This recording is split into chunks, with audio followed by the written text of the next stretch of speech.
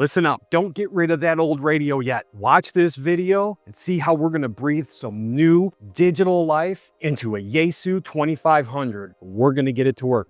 Today, we're gonna be taking this Yaesu FT2500. No data ports, no USB ports, has an RG12 port on the front. We're gonna be getting this thing to work into the digital age using DigiPi on a Raspberry Pi Zero. We're gonna also use the Digirig Mobile with the Digirig cables. And this is the way that we're gonna be able to do things like Winlink and APRS, maybe even FT8. You guys didn't think I'd pass that up, did you?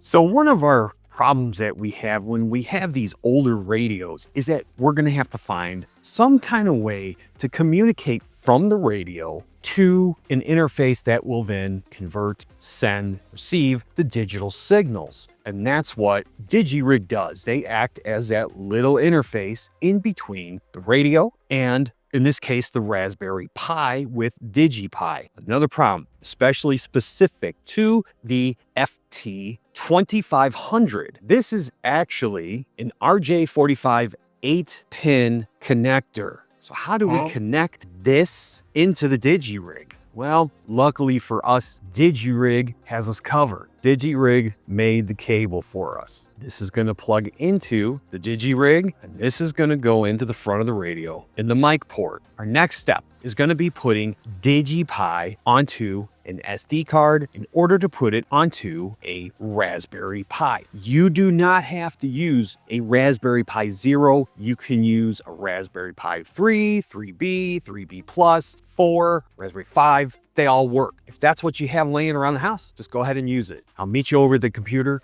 Stand by. If I go too fast, please do me a favor. Hit that pause button. Down in the timeline and down in the description, I'm going to leave chapters. So if there's something that you want to skip to or skip back to, I'm going to go through the steps fairly quickly. But you got it. It's not bad, really. And if you do make a mistake, I'm going to tell you what you need to do. Take the SD card out, put it back in, and just reflash DigiPi back onto it. Honestly, don't stress out about it. It's not hard. That's one thing I really love about DigiPi, and Greg has done an amazing job. So please check his channel out. What you're also going to need to do is to go to digipi.org, and you are going to have to be a Patreon in order to download DigiPi. It's okay to give Craig a little bit of cheddar. He spends a lot of time on this. He's helping to bring ham radio into the digital age. So once you have DigiPi downloaded, you do not need to extract it. You can just download it, put it in a folder so that you remember where it's at. And then you're going to go ahead. You're going to get a program called Balena Etcher. Go ahead and open that. So we are going to choose Flash from File. We're going to look for DigiPi 2.0.1 image. We are going to select the target. Always double check that you are writing onto the correct drive. I'm going to select target, D drive. You check that box, select, and then we hit flash. Let it do its thing, and we will be back when it's done. 5 minutes later. Okay, flash completed. Our next step is the fun part. Take this SD card and we are going to put it into our Raspberry Pi. Stand by. All right, back here at the shack. Got our SD card, Raspberry Pi. Put the SD card with our DigiPi image right in there. Okay, boom. We're gonna go ahead and power this up. So once you power up and everything, it's going to show on the screen, which is nice about having the screen. It's worth it. DigiPi hotspot. So right now, this thing is just basically a hotspot on your tablet, your computer, or whatever you're going to use. You're going to actually connect to the DigiPi through your Wi-Fi. So we're going to find that in our available wireless networks. We're going to hit that. It's going to tell you that there's no internet connection, but that's okay. So once you get in, you're going to go to your browser. And in there, you could just put DigiPi, or on the screen, it actually has the address. Once you do that, your DigiPi interface. So the first thing that we're going to want to do is we're going to go down to Wi-Fi. Tap that. So once we're in Wi-Fi, the thing to remember about this is that you want to put in what Wi-Fi network you want to connect to. So in my case, I'm going to be using my tablet and I'm going to turn on the hotspot when I use this. If you want to use your home one, then you're going to use your home SSID and your home password and put in whichever network you want to connect to. and it needs to be initialized. I'm not going to go through every single step, but you will need to get your Winlink set up with your password because you're going to have to put it in.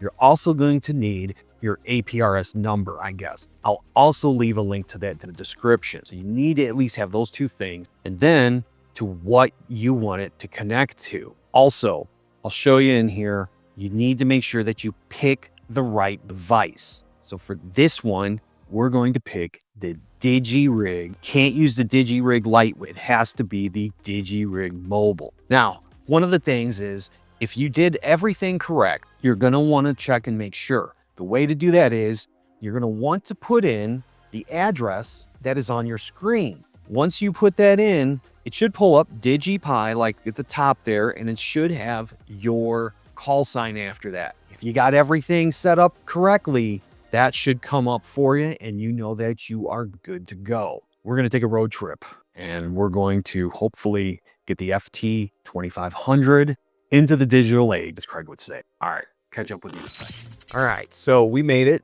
for a little road trip to our secret squirrel spot. We've got everything pretty much hooked up, and let me show you how this whole mess here connects together.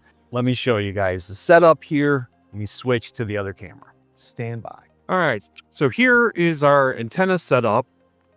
We've got the little window attachment there, and then we are going to a Comet GI 190, ground independent 190 antenna, and I will leave a link down in the old bread box for this.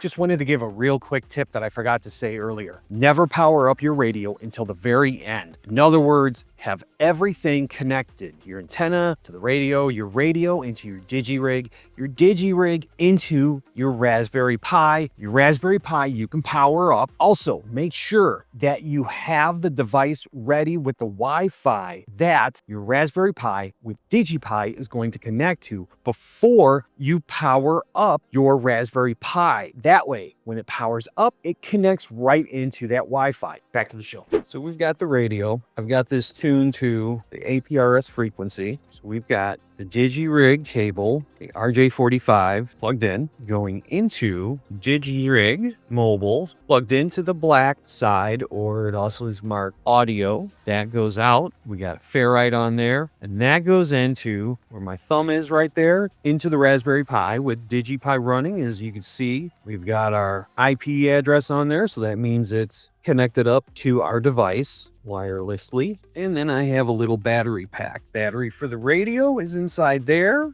This is a tablet that we're using, and as you can see right up there, KC9 USB. So that means we're connected from this to the Raspberry Pi running DigiPi. So for the first thing that I'm going to try to do is I'm going to try to connect into the APRS network. Okay, so we're going to go ahead and we are going to turn on the APRS PNCI gate. And when that's on, you're also the green box on the left-hand side light up also. That means that the command went from your device into the Raspberry Pi DigiPi. So the next thing that I'm going to turn on here is APRS web chat. Give that a second. Okay, we got the green little box on the left-hand side. So that means our command went through. Then you're going to go down and we are going to hit web chat.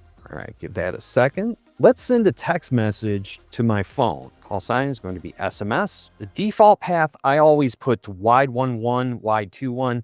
That's pretty much the standard for APRS. In the message, I'm going to put @ and then my phone number, and we are going to put test. And let's do 1, 2, 3, 5, 6. Hello. We're going to go ahead and hit send. Let's try Winlink.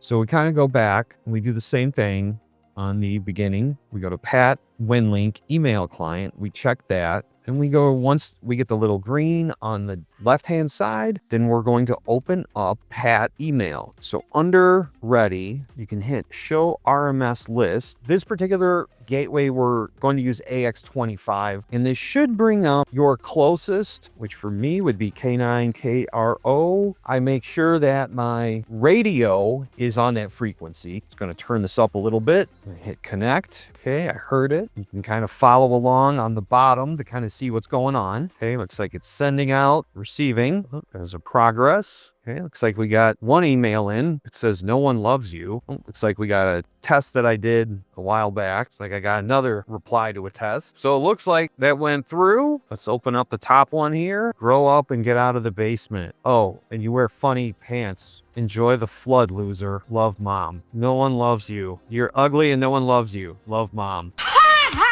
So Winlink worked. So it works. We revived the FT2500. It's alive! We did it. Catch y'all a little bit. Let me know in the comments down below. Do you have an older radio that you want to do this to? Have you done something like this before? Don't forget to like, share, subscribe. All this stuff really helps the channel. It helps me know what you, my viewers, want to see and maybe what you want me to do next. This video was suggested by a viewer, so hopefully I was able to answer his questions and throw in a little bit of extra with using an older radio. So before you get rid of that boat anchor, either to Hamfest or selling it online, take a look at what we did today and see if that will work for you. Until the next time, 73 everyone. Boom.